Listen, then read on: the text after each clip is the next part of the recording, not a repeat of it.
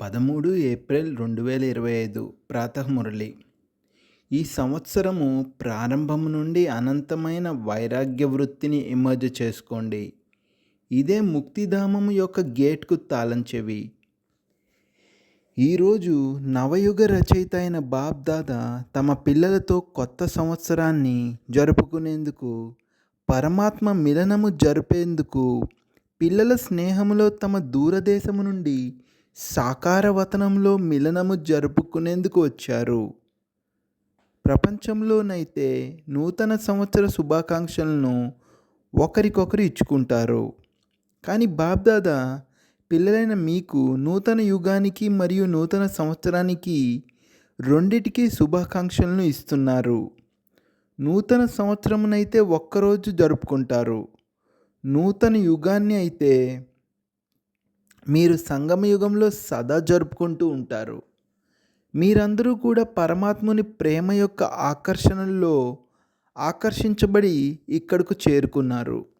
కానీ అందరికంటే దూరదేశం నుండి వచ్చేవారు ఎవరు? డబల్ విదేశీయుల. వారు ఎంతైనా ఈ సాకార దేశంలోనే ఉన్నారు. కానీ దూరదేశీ అయిన బాప్దాదా ఎంత దూరం నుండి వచ్చారు?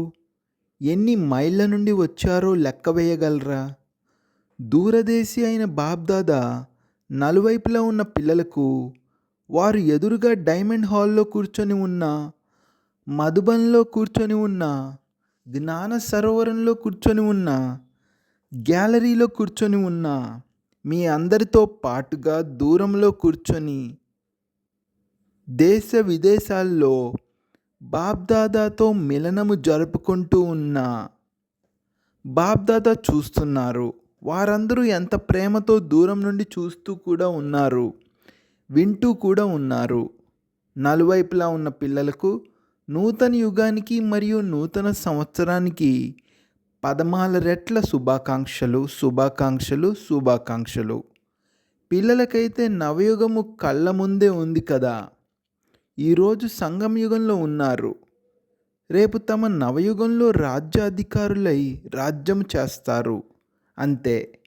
అంత సమీపంగా ఉన్నట్లు అనుభవం అవుతుందా? ఈరోజు మరియు రేపటి విషయమే. నిన్న ఉంది, రేపు మళ్ళీ రాబోతుంది. మీ నవయుగం యొక్క స్వర్ణిమ యుగం యొక్క స్వర్ణిమ డ్రెస్సు ఎదురుగా కనిపిస్తుంది కదా. ఎంత సుందరంగా ఉంది, స్పష్టంగా కనిపిస్తూ ఉంది కదా. ఈరోజు సాధారణ డ్రెస్లో ఉన్నారు మరియు రేపు నవయుగం యొక్క సుందరమైన డ్రెస్లో మెరుస్తూ కనిపిస్తారు. నూతన సంవత్సరంలోనైతే ఒక్కరోజు కోసం ఒకరికొకరు కానుకలను ఇచ్చుకుంటారు. కానీ నవయుగ రచయిత అయిన బాప్దాదా మీ అందరికీ స్వర్ణిమ ప్రపంచమున అనే కానుకను ఇచ్చారు. ఇది అనేక జన్మలకు మీతోనే ఉంటుంది. ఇది వినాశీ కానుక కాదు, అవినాశీ కానుకను బాబా పిల్లలైన మీకు ఇచ్చారు. గుర్తుంది కదా, మర్చిపోలేదు కదా. క్షణములో వెళ్ళడం రావడం చేయగలరు. ఇప్పుడిప్పుడే సంగమయుగంలోకి, ఇప్పుడిప్పుడే మీ స్వర్ణిమ ప్రపంచంలోకి చేరుకుంటారా, లేక ఆలస్యం అవుతుందా? మీ రాజ్యము స్మృతిలోకి వస్తుంది కదా. ఈ రోజును వీడ్కోలు రోజు అని అంటారు మరియు 12 గంటల తర్వాత శుభాకాంక్షల రోజు అని అంటారు. ఈ వీడ్కోలు రోజున సంవత్సరానికి వీడ్కోలు ఇవ్వడంతో పాటుగా మీరందరూ సంవత్సరంతో పాటుగా ఇంకా వేటికి వీడ్కోలు ఇచ్చారు? సదా కొరకు వీడ్కోలు ఇచ్చారా, లేదా కొద్ది సమయం కొరకు వీడ్కోలు ఇచ్చారా అన్నదాన్ని చెక్ చేసుకున్నారా? సమయం యొక్క వేగము తీవ్ర గతితో వెళ్తూ ఉంది అని బాప్దాదా ఇంతకుముందు కూడా చెప్పారు.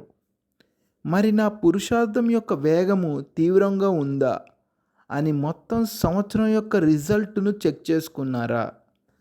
లేక ఒకసారి ఒక రకంగా, మరోసారి మరో రకంగా ఉందా? ప్రపంచ పరిస్థితులను చూస్తూ ఇప్పుడు విశేషంగా మీ 2 స్వరూపాలను ఇమర్జ్ చేసుకోండి. ఆ 2 స్వరూపాలు ఏమిటంటే, ఒకటి సర్వుల పట్ల దయార్థ హృదయులుగా మరియు కళ్యాణకారులుగా ఉండడము.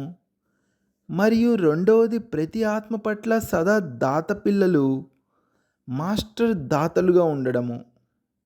విశ్వంలోని ఆత్మలు పూర్తిగా శక్తిహీనులై దుఃఖముతో అశాంతితో ఆర్తనాదాలు చేస్తూ ఉన్నారు. బాబా ఎదురుగా మరియు పూజ్య ఆత్మలైన మీ ఎదురుగా బాధతో పిలుస్తూ ఉన్నారు. కొన్ని గడియల కొరకైనా కూడా సుఖాన్ని ఇవ్వండి, శాంతిని ఇవ్వండి, సంతోషాన్ని ఇవ్వండి, ధైర్యాన్ని ఇవ్వండి. తండ్రి అయితే పిల్లల దుఃఖాన్ని వ్యాకులతను చూడలేరు, వినలేరు. మరి పూజ్య ఆత్మలైన మీ అందరికీ దయ కలగటం లేదా? వారు ఇవ్వండి ఇవ్వండి ఇవ్వండి అని అడుగుతూ ఉన్నారు. కనుక దాత పిల్లలైన మీరు వారికి కొంత దోసిలి అంతైనా ఇవ్వండి. బాబా కూడా పిల్లలైన మిమ్మల్ని సహచరులుగా చేసుకొని మాస్టర్ దాతలుగా చేసి తమ రైట్ హ్యాండ్స్గా చేసుకొని ఇదే సూచననిస్తున్నారు. విశ్వంలోని ఇంతమంది ఆత్మలందరికీ ముక్తిని ఇప్పించాలి, ముక్తిధామానికి వెళ్ళాలి. కనుక ఓ దాత పిల్లలు, మీ శ్రేష్ఠ సంకల్పాల ద్వారా, మనసాశక్తి ద్వారా, వాణి ద్వారానైనా, సంబంధ సంపర్కాల ద్వారానైనా, శుభభావన శుభకామన ద్వారానైనా, వైబ్రేషన్లు వాయుమండలము ద్వారానైనా, ఏ యుక్తితోనైనా ముక్తిని ఇప్పించండి, ముక్తిని ఇవ్వండి అని వారు బాధతో ఆర్తనాదాలు చేస్తూ ఉన్నారు. బాబ్దాదా తమ రైట్ హ్యాండ్స్కు చెప్తున్నారు, వారిపై దయ చూపించండి. ఇప్పటి వరకు ఉన్న లెక్క తీయండి. మెగా ప్రోగ్రాములు చేసి ఉండొచ్చు, కాన్ఫరెన్సులు చేసి ఉండొచ్చు, భారత్లోనైనా విదేశాల్లోనైనా సెంటర్లు తెరిచి ఉండవచ్చు. కానీ మొత్తం విశ్వంలో ఉన్న ఆత్మల సంఖ్యతో లెక్క చూస్తే ఎంత శాతము ఆత్మలకు ముక్తి మార్గం తెలియజేశారు?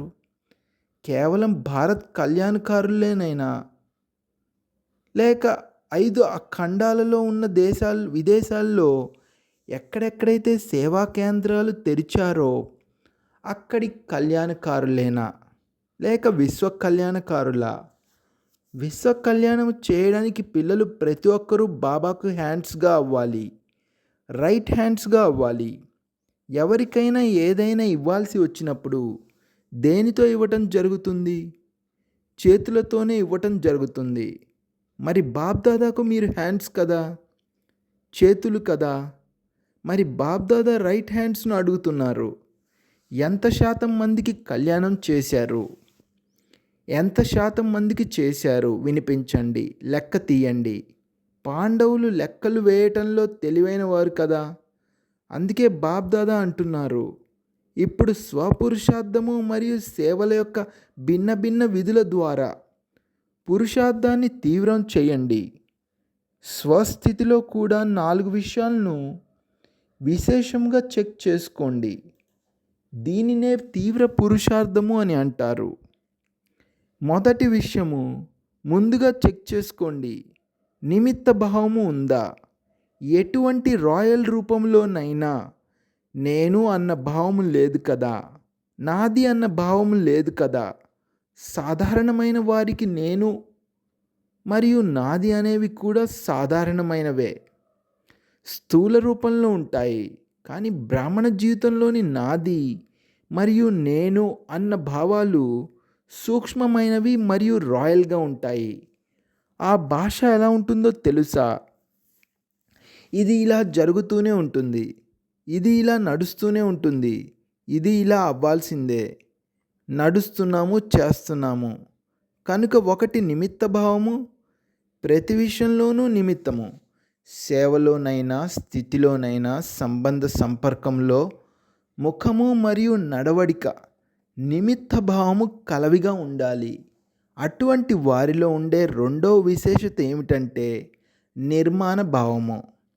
నిమిత్త మరియు నిర్మాణ భావముతో నిర్మాణము చేయడము 3 విషయాలను విన్నారు: నిమిత్తము, నిర్మాణము మరియు నిర్మాణము. మరియు 4వ విషయము నిర్వాణము. ఎప్పుడు కావాలంటే అప్పుడు నిర్వాణ ధామానికి చేరుకోవాలి. నిర్వాణ స్థితిలో స్థితులవ్వాలి. ఎందుకంటే స్వయం నిర్వాణ స్థితిలో ఉన్నప్పుడే ఇతరులను నిర్వాణ ధామానికి చేర్చగలరు. ఇప్పుడు అందరూ ముక్తిని కోరుకుంటున్నారు. విముక్తులుగా చేయండి, విముక్తులుగా చేయండి అని బాధతో ఆర్తనాదాలు చేస్తూ ఉన్నారు. మరి ఈ 4 విషయాలు మంచి శాతంలో ప్రాక్టికల్ జీవితంలో ఉండటము అనగా తీవ్ర పురుషార్థి. అప్పుడు బాప్ దాదా వాహ్ వాహ్ పిల్లలు వాహ్ అని అంటారు. మీరు కూడా వాహ్ బాబా వాహ్, వాహ్ డ్రామా వాహ్, వాహ్ పురుషార్థము వాహ్ అని అంటారు. కానీ ఇప్పుడు ఏం చేస్తున్నారో తెలుసా? ఒక్కోసారి వాహ్ అని అంటే ఒక్కోసారి వై అని అంటారు. వాహుకు బదులుగా వై అని అంటారు. మరియు ఆ ఎందుకు అనేది అయ్యోగా మారిపోతుంది. కనుక ఎందుకు అని అనకండి, వాహ్ అని అనండి. మీకు కూడా ఏది బాగా అనిపిస్తుంది? వాహ్ బాగా అనిపిస్తుందా, లేక ఎందుకు అనేది బాగా అనిపిస్తుందా? ఏది బాగా అనిపిస్తుంది? వాహ్. ఎప్పుడూ ఎందుకు అని అనరు కదా, పొరపాటున వచ్చేస్తుంది. డబల్ విదేశీయులు ఎందుకు అని అంటారా? అప్పుడప్పుడు అంటారా? డబల్ విదేశీయులు ఎవరైతే ఎప్పుడూ కూడా ఎందుకు అని అనరో వారు చేతులెత్తండి. చాలా కొద్దిమంది ఉన్నారు. అచ్చా, భారతవాసులు ఎవరైతే వాహ్ వాహ్ అనేందుకు బదులుగా ఎందుకు ఏమిటి అని అంటారో వారు చేతులెత్తండి. ఎందుకు ఏమిటి అని అంటారా? మీకు అలా అనడానికి ఎవరు అనుమతిచ్చారు? పాత సంస్కారాలు మీకు ఎందుకు అని అనేందుకు అనుమతిచ్చాయి. కానీ బాబా అంటారు వాహ్ వాహ్ అని అనండి, వై అని అనకండి. మరి ఇప్పుడు నూతన సంవత్సరంలో ఏం చేస్తారు?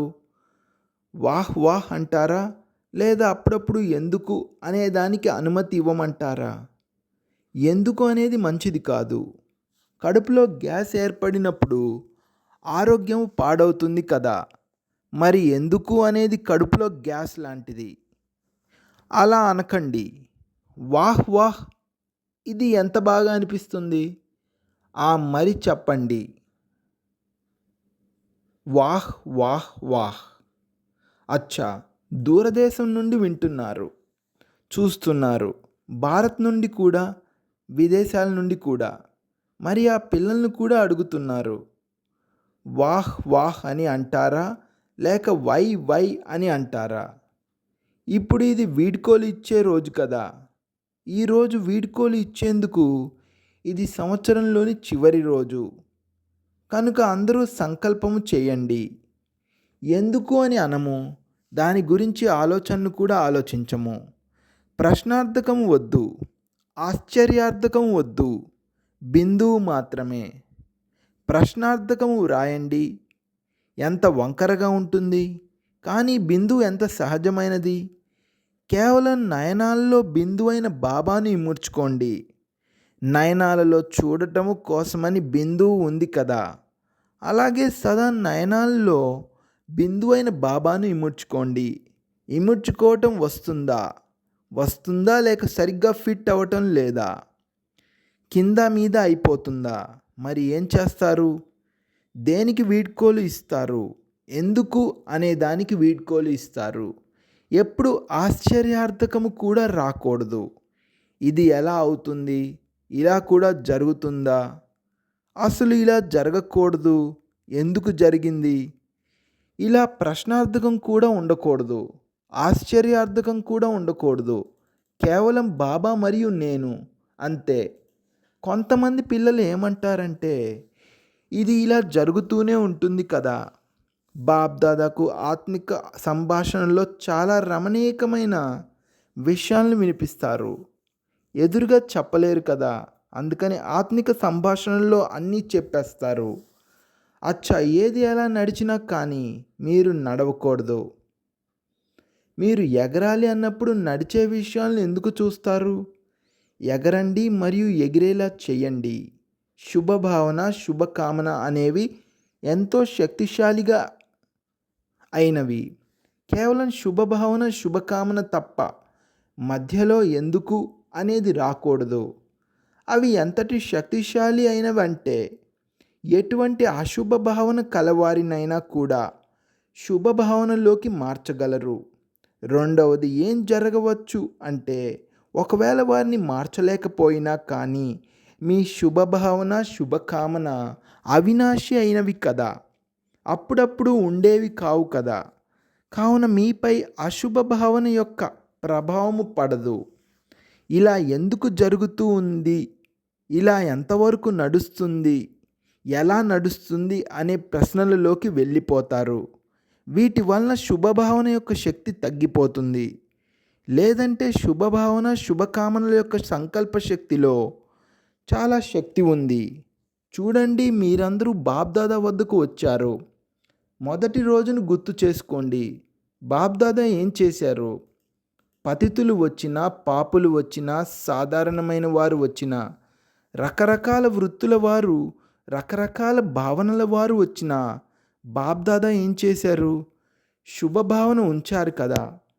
వీరు నావారు, మాస్టర్ సర్వశక్తివంతులు, హృదయ సింహాసనాధికారులు అన్న ఇటువంటి శుభభావనను ఉంచారు కదా, శుభకామనను ఉంచారు కదా. కానీ దానివల్లనే బాబాకు చెందిన వారిగా అయ్యారు కదా. బాబా ఏమైనా ఓ పాపి ఎందుకు వచ్చావు అని అన్నారా? నా పిల్లలు మాస్టర్ సర్వశక్తివంతులైన పిల్లలు అని శుభభావన ఉంచారు. మరి బాబా మీ అందరిపై శుభభావనను ఉంచినప్పుడు, శుభకామనను ఉంచినప్పుడు మీ మనస్సు ఏమన్నది? మేరా బాబా, నా బాబా. బాబా ఏమన్నారు? మేరా బచ్చే, నా పిల్లలు. అలాగే మీరు కూడా ఒకవేళ శుభభావనను శుభకామనను పెట్టుకున్నట్లయితే అందరూ ఎలా కనిపిస్తారు? నా కల్పపూర్వపు మధురమైన సోదరుడు, చాలా కాలం దూరమైన తర్వాత కలిసిన నా సోదరి ఇక పరివర్తన అయిపోతుంది. మరి ఈ సంవత్సరంలో ఏదైనా చేసి చూపించండి. కేవలం చెయ్యి ఎత్తటం కాదు. చెయ్యి ఎత్తటం అయితే చాలా సహజము. మనసు యొక్క చేతిని ఎత్తండి. ఎందుకంటే చాలా పని ఇంకా మిగిలిపోయి ఉంది. బాబ్దాదా చుట్టూ చూసినప్పుడు విశ్వాత్మలపై చాలా దయ కలుగుతుంది. ఇప్పుడు ప్రకృతి కూడా విసిగిపోయింది. ప్రకృతి స్వయమే విసిగిపోతే అది ఏం చేయగలదు? ఆత్మలను విసిగిస్తుంది. మరియు బాబాకు పిల్లలను చూసి దయ కలుగుతుంది. మీ అందరికీ దయ కలగటం లేదా? ఇంతమంది ఆత్మలు పోయారు అని కేవలం ఆ వార్త విని మౌనంగా ఉండిపోతారా? ఆ ఆత్మలు సందేశము నుండైతే వంచితులైపోయారు. ఇప్పుడు ఇక దాతగా అవ్వండి, దయార్థ హృదయాలుగా అవ్వండి. ఇది ఎప్పుడు సాధ్యమవుతుందంటే, దయ ఎప్పుడు కలుగుతుందంటే, ఈ సంవత్సరం ప్రారంభం నుండి మీలో అనంతమైన వైరాగ్య వృత్తిని ఇమర్జ్ చేసుకోండి. అనంతమైన వైరాగ్య వృత్తి. ఈ దేహ స్మృతి, దేహ బాణపు స్మృతి ఉందంటే అది కూడా అనంతమైన వైరాగ్యములో లోపము ఉన్నట్లు. చిన్న చిన్న హద్దులోని విషయాలు స్థితిని అలజడిలోకి తీసుకువస్తాయి. కారణం ఏమిటి? అనంతమైన వైరాగ్య వృత్తి తక్కువగా ఉంది, ఇంకా ఆకర్షణ ఉంది. వైరాగ్యము లేదు, ఆకర్షణ ఉంది. ఎప్పుడైతే పూర్తిగా అనంతమైన వైరాగిగా అవుతారో, వృత్తిలో కూడా వైరాగి, దృష్టిలో కూడా అనంతమైన వైరాగి, సంబంధ సంపర్కాల్లో, సేవలో అన్నింటిలోనూ అనంతమైన వైరాగి, అప్పుడే ముక్తిధామం యొక్క ద్వారము తెరుచుకుంటుంది. ఇప్పుడు ఏ ఆత్మలైతే శరీరాన్ని విడిచిపెట్టి వెళ్ళిపోతున్నారో వారు మళ్ళీ జన్మ తీసుకుంటారు, మళ్ళీ దుఃఖితులు అవుతారు. ఇప్పుడు ముక్తిధామం యొక్క గేటును తెరిచేందుకు నిమిత్తులు మీరే కదా. మీరు బ్రహ్మబాబాకు సహచరులు కదా. కనుక అనంతమైన వైరాగ్య వృత్తియే గేటును తెరిచేందుకు తాళం చెవి. ఇప్పుడు ఇంకా తాళం చెవి పెట్టలేదు, అసలు తాళం చెవిని తయారే చేయలేదు. బ్రహ్మబాబా కూడా ఎదురు చూస్తున్నారు, అడ్వాన్స్ పార్టీ కూడా ఎదురు చూస్తుంది, ప్రకృతి కూడా ఎదురు చూస్తుంది. చాలా విసిగిపోయి ఉంది. మాయ కూడా తన రోజులను లెక్క పెట్టుకుంటూ ఉంది. మరి ఇప్పుడు చెప్పండి, ఓ మాస్టర్ సర్వశక్తివంతులారా, ఏం చేయాలో చెప్పండి. ఈ సంవత్సరంలో ఏదైనా నవీనతను చేస్తారు కదా. నూతన సంవత్సరము అని అన్నప్పుడు నవీనతనైతే చేస్తారు కదా. ఇప్పుడు అనంతమైన వైరాగ్యానికి, ముక్తిధామానికి వెళ్ళేందుకు తాళం చెవిని తయారు చేయండి. మీరందరూ కూడా ముందు ముక్తిధామానికి వెళ్ళాలి కదా. బ్రహ్మబాబాతో ప్రతిజ్ఞ చేశారు. తోడుగా నడుస్తాము, తోడుగా వస్తాము, తోడుగా రాజ్యము చేస్తాము, తోడుగా భక్తి చేస్తాము అని. మరి ఇప్పుడు ఏర్పాట్లు చేయండి. ఈ సంవత్సరంలో చేస్తారా లేక మరో సంవత్సరంలో కావాలా? ఈ సంవత్సరంలో అటెన్షన్ ప్లీజ్ అన్నది పదే పదే పెట్టుకుంటాము అని అనేవారు చేతులెత్తండి. చేస్తారా? అప్పుడు ఇక అడ్వాన్స్ పార్టీ వారు మీకు చాలా అభినందనలు ఇస్తారు. వారు కూడా అలసిపోయారు. అచ్చా, టీచర్లు ఏమంటారు? మొదటి లైన్లో ఉన్నవారు ఏమంటారు? ముందైతే మొదటి లైన్లో ఉన్న పాండవులు మరియు మొదటి లైన్లో ఉన్న శక్తులు ఎవరైతే చేస్తారో వారు చేతులెత్తండి. చేతిని సగం పైకి ఎత్తడం కాదు, సగం పైకి ఎత్తారంటే సగమే చేస్తారని అంటారు. చేతిని బాగా పైకి ఎత్తండి. అచ్చా, అభినందనలు అభినందనలు. అచ్చా, డబల్ విదేశీయులు చేతులెత్తండి. ఎవరు చేతులెత్తలేదో పరస్పరం చూసుకోండి. అచ్చా, ఈ సింధీ గ్రూప్ వారు కూడా చేతులెత్తుతున్నారు. అద్భుతము. మీరు కూడా చేస్తారా? సింధీ గ్రూప్ వారు చేస్తారా? అలా అయితే డబల్ అభినందనలు. చాలా మంచిది. ఒకరికొకరు తోడుగా ఉంటూ, శుభభావనలతో సూచనలను ఇచ్చుకుంటూ, చేయి చేయి కలుపుకొని చేయాల్సిందే. అచ్చా, ఎవరో గట్టిగా శబ్దం చేశారు. అందరూ కూర్చోండి. నథింగ్ న్యూ, కొత్తదేమీ కాదు. ఇప్పుడిప్పుడే ఒక్క క్షణంలో బిందువుగా అయ్యి బిందువైన బాబాను గుర్తు చేసుకోండి. మరియు ఏ ఏ విషయాలైతే ఉన్నాయో వాటికి బిందువు పెట్టండి. పెట్టగలరా? ఒక్క క్షణంలో నేను బాబా వాడిని, బాబా నావారు, అంతే. అచ్చా, ఇప్పుడు నలువైపులా ఉన్న నవయుగ యజమానులైన పిల్లలందరికీ నలువైపులా కొత్త సంవత్సరాన్ని జరుపుకోవాలనే ఉల్లాస ఉత్సాహాలు ఉన్న పిల్లలకు, సదా ఎగురుతూ ఉండే మరియు ఎగిరేలా చేస్తూ ఉండే ఎగిరే కల పిల్లలకు, సదా తీవ్ర పురుషార్థము ద్వారా విజయమాలలో మనులుగా అయ్యే విజయీ రత్నాలకు, నూతన సంవత్సరానికి మరియు నవయుగానికి బాబ్దాదా యొక్క ఆశీర్వాదాలతో పాటుగా పదమాల రెట్ల శుభాకాంక్షలను పళ్ళాలతో నింపి నింపి ఇస్తున్నారు. శుభాకాంక్షలు, శుభాకాంక్షలు. ఒక్క చేతితో చప్పట్లు కొట్టండి. అచ్చా, వరదానము. ఏకాగ్రత అభ్యాసం ద్వారా ఏకరస స్థితిని తయారు చేసుకునే సర్వసిద్ధి స్వరూప భవ. ఎక్కడైతే ఏకాగ్రత ఉంటుందో అక్కడ స్వతహాగానే ఏకరస స్థితి ఉంటుంది. ఏకాగ్రత ద్వారా సంకల్పాలు, మాటలు మరియు కర్మల్లో వ్యర్థము సమాప్తమవుతుంది మరియు సమర్థత వస్తుంది. ఏకాగ్రత అనగా ఒకే శ్రేష్ఠ సంకల్పంలో స్థితులై ఉండటము. ఆ ఒక్క బీజం రూపీ సంకల్పంలో మొత్తం వృక్షం రూపీ విస్తారమంతా ఇమిడి ఉంది. ఏకాగ్రతను పెంచుకున్నట్లయితే అన్ని రకాల అలజడులు సమాప్తమవుతాయి. సంకల్పాలు, మాటలు మరియు కర్మలు అన్నీ సహజంగా సిద్ధిస్తాయి. దీనికోసం ఏకాంతవాసులుగా అవ్వండి. స్లోగన్. ఒకసారి చేసిన పొరపాటు గురించి పదే పదే ఆలోచించటము అనగా మరకపై మరక వేసుకోవడము. అందుకే గతించిన దానికి బిందువు పెట్టండి. అవ్యక్త సూచనలు.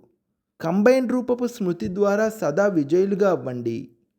ఎలా అయితే ఈ సమయంలో ఆత్మ మరియు శరీరము కంబైన్డ్గా ఉన్నాయో అలా తండ్రి మరియు మీరు కంబైన్డ్గా ఉండండి. కేవలం నా బాబా అన్నది గుర్తుంచుకోండి. మీకు మస్తకముపై సదా వారి తోడును సూచించే తిలకం పెట్టుకోండి.